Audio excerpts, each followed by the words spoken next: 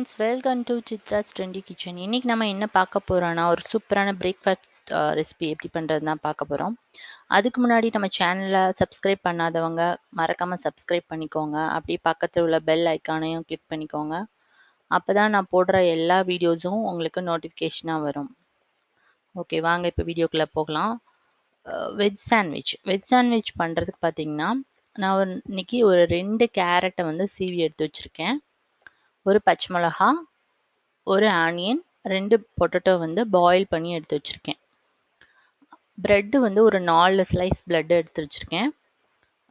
அப்புறம் மொசரெல்லா சீஸ்ன்னு கேட்டிங்கன்னா வந்து உங்களுக்கு நிறைய சூப்பர் மார்க்கெட்ஸில் கிடைக்கும். அந்த சீஸ் எடுத்துக்கோங்க. ஒரு கடாயில் வந்து ஆயில் ஊற்றிக்கோங்க. ஆயில் நல்லா ஹீட் ஆனோடனே அது கூட வந்து ஒரு 1/2 ஸ்பூன் வந்து ஜீரகம் சேர்த்துக்கோங்க. ஜீரகம் நல்லா வந்து பொரிஞ்ச உடனே அது கூட வந்து கட் பண்ணி வச்சுருக்கிற பச்சை மிளகாய் சேர்த்துக்கோங்க. பச்சை மிளகாவையும் சும்மா அப்படி லைட்டாக கிளறி விட்டுட்டு அது கூட வந்து ஆனியனை நீங்கள் வந்து சேர்த்துக்கோங்க. ஆனியன் வந்து கொஞ்சம் நல்லா ஃப்ரை ஆகட்டும்.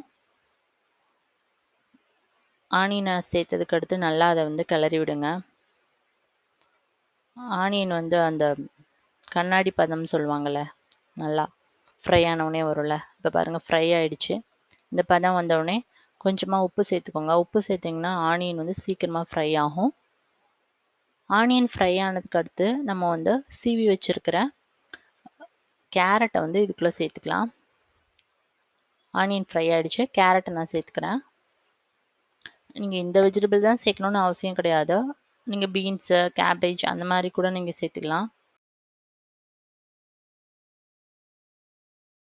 பாருங்கள், கேரட் நல்லா பாயில் ஆகிடுச்சு. அதுக்கடுத்து வந்து நம்ம பாயில் பண்ணி வச்சுருக்கிற உருளைக்கிழங்கு இதில் வந்து இந்த மாதிரி நசுக்கி விட்டு சேர்த்துக்கோங்க. இது நல்லா கிளறி விட்டதுக்கு அடுத்து இது கூட கொஞ்சம் தண்ணி ஊற்றிக்கோங்க. ஏன்னா நம்ம வந்து ப்ரெட்டுக்குள்ளே வந்து இதை ஸ்டஃப் பண்ணி தான் பண்ண போகிறோம். அதனால் கொஞ்சம் வந்து ஸ்டஃப் பண்ணுறதுக்காக வந்து கொஞ்சம் தண்ணி ஊற்றி நல்லா வந்து கிளறி விட்டுக்கோங்க. பாருங்கள், இந்த மாதிரி பதம் பாருங்கள், உள்ளே வைக்கிற மாதிரி வந்துருச்சு. இந்த ஸ்டேஜில் வந்து நம்ம வந்து ஸ்டவ் ஆஃப் பண்ணிடலாம். நம்மளோட ஸ்டஃபிங் வந்து ரெடி ஆகிடுச்சு. இப்போ அந்த ப்ரெட்டை எடுத்துக்கிறேன். ப்ரெட்டில் வந்துட்டு ஃபஸ்ட்டு வந்து மொசரெல்லா சீஸ் வந்து சேர்த்துக்கோங்க அடியில் வந்து ஃபஸ்ட்டு இதில். இதுக்கடுத்து நம்ம ரெடி பண்ணி வச்சுருக்க உருளைக்கிழங்கு ஸ்டஃபிங்கை சேர்த்துக்கோங்க. கொஞ்சமாக சேர்த்துக்கோங்க. ரொம்ப சேர்த்திங்கன்னா வெளியில் வந்துடும். அந்த ப்ரெட்டுக்கு எவ்வளோ தேவையோ அந்த அளவு சேர்த்துக்கோங்க. அகைன் மேலே நான் மறுபடியும் வந்து மொசரெல்லா சீஸ் வந்து சேர்த்துக்கிறேன். சேர்த்துட்டு இன்னும் ஒரு ப்ரெட்டை வந்து இதுக்கு மேலே வச்சுருங்க. வச்சுட்டு நல்லா அமுத்தி விட்டுக்கோங்க. தோசை தவாவில் வந்து கொஞ்சமாக பட்டர் விட்டுக்கோங்க. பட்டர் நல்லா மெல்ட் ஆகிடுச்சு. மெல்ட் ஆனவுடனே நம்ம ரெடி பண்ணி வச்சுருக்கிற ப்ரெட்டை வந்து அதில் டோஸ்ட் பண்ணி எடுத்துக்கலாம். இந்த மாதிரி அமுத்தி விட்டுக்கோங்க நல்லா. அப்போ தான் உள்ளே இருக்கிற அந்த ஸ்டஃபிங் எல்லாமே நல்லா ஒன்றா இருக்கும், ஒன்றா சேர்ந்து வரும். இப்போ பெரட்டி விட்டுக்கோங்க. 2 சைடும் நல்லா பெரட்டி விட்டு எடுத்துக்கோங்க. நம்மளோட ப்ரெட் சாண்ட்விச் வந்து ரெடி ஆகிடுச்சு. இதை கட் பண்ணி பார்க்கலாம். இப்போது கட் பண்ணும்போதே பாருங்களேன், ரொம்ப ஈஸியாக கட் பண்ண வருது. ப்ளஸ் நம்ம உள்ளே வச்சுருக்கிற அந்த சீஸ்லாம் வந்து நல்லா மெல்ட் ஆகி வர ஆரம்பிக்குது.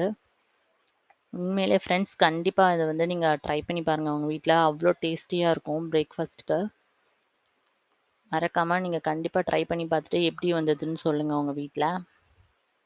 பாருங்கள் அந்த சீஸ் எவ்வளோ அழகாக வருதுன்னு. அப்படியே இந்த வீடியோ உங்களுக்கு பிடிச்சிருந்ததுன்னா லைக் பண்ணுங்கள், ஷேர் பண்ணுங்கள், மறக்காமல் சப்ஸ்கிரைப் பண்ணுங்கள். தேங்க்யூ.